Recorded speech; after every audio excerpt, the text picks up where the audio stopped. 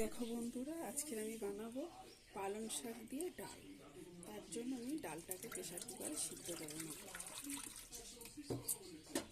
আমি এখানে মুসারির ডাল নিয়েছি, তোমরা চাইলে মুগ ডালও নিতে পারো।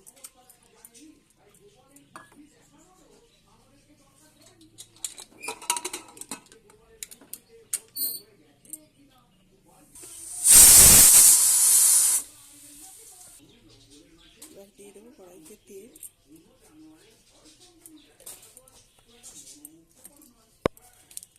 তেজপাতা, শুকনো লঙ্কা, একটু কাজ আছে। এবারে দিয়ে দেবো 5 ফোঁটা। শাকগুলোকে কেটে ধুয়ে রেখেছি,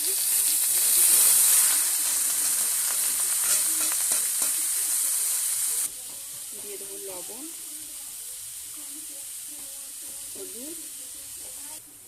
এবারে দিয়ে দেবো ডাল, এবারে দিয়ে দেবো জল।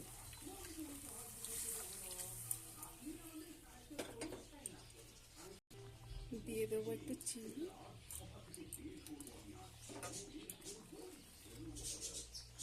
জিরে।